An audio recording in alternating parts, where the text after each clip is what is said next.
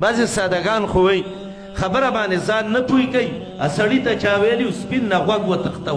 سپي پسې منډې والې او خپل غوږ یې نه کته وایي یاره وابیان راله والې حدیث رال او دا وایي امامانو ته کنځلې کوي زه وایم هغه ملا دې الله تباه و برباد کړي الله دې پې لعنت وکړي چې هغه امامانو ته کنځلې کوي او دا بعیده نه ده دا ما پسې یو وخت کې ډرامې جوړې کړې وې لکه صوابۍ کې موږ په دې اولنو حدیثو کې نو الحمدلله من کتاب ولیکه نیل المنفعه فی تاریخ الائمة الاربعه او دې ټول هم تقسیم که چې دا زموږ عقیده ده که دې کې کومه کنځلۍ په سورپین په کر خراخ کوي چې موږ غوږونه ونیسو او توبه وباسو خو تقریبا په 1994 کې ما هغه کتاب لیکلی و او اوسه پورې لا چاپ کې ځای نه دی دغه کړی چې دا ټکی دی پکې وجه دې کې دا د ورونو انصاف نه کار لستل غواړي امام ابو حنیفه امام مالک امام شافعی احمد بخاری ترمیزی نسائی ابو زرعہ امام ابن ماجہ سفیان ثوری سفیان ابن عیینہ اسحاق ابن راحوی امام ابن خزیمہ الحمدلله دا ټول زمونږ امامان دي او زمونږ د سر ګلونه دي او امام ابو حنیفه خو زمونږ د عقیدې امام دی دی و امام نه مني او کنځلې ورته کوي خو دا خبره داسې ده زمیندار چې کله دا شوتلو پټۍ دغه کوي که ته ټول زمینداران یې وایي نو دې کې دا مانګک کي نو چې اوبه ور پرېږدي یو لوټې ته وخیږي یو پو وکړي بل ته وخیږي بل ته وخیږي بل ته وخیږي زه وایم ای خلکه ای ورونو زمونږ د ټولو الله یو دی دی که نه دی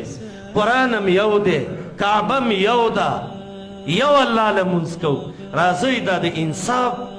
چشمې په سترګو کوي او دا د ضد او حسد دا لرې کوي موږ وایو الحمدلله که د اشاعت توحید ورونه دي هم زموږ ورونه دي که د جماعت اسلامي دي که تبلیغین دي که جمعیت علما دي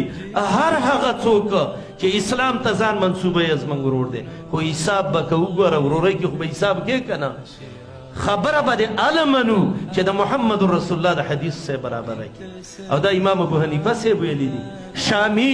اول جز 15 صفحه کې ابو یوسف ته وایي ویحک ابا یعقوب مړ شې د هر څه رانه مه لیکه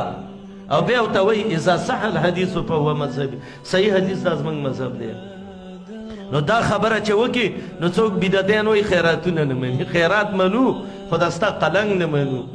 ماشوم له بیا بانګ وکړه غوږ کې وایي به روپۍ به راکې څونه روپۍ به راکې یاره یو 500 خو به راکې 500 چې نکاح به تړله نو ویل به چې سنګل نکاح وتړم او که ډبل وتړم نو سنګل 1500 او ډبل په 200 400 روپۍ باندې دا د دوی قلنګونه وو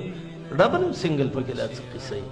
او چلونه یې ورته جوړ کړي کوژدن کې به نکاح وتړله روپۍ به یې ترې واخیستې واده کې به یې وتړلی که دا بیا یې ولې تړې وایي وخت به تېر شوی نو خو بیا د پلار له نکاح وتړلی په ډېر وخت تېر شوی دی دا خپل جب دپاره کار کوو الحمدلله زمونږ ډېر رڼا دین دی او موږ هغه سوچه او صفا خبرې خلکو ته وښودې چې په هغې باندې انسان جنت ته ځي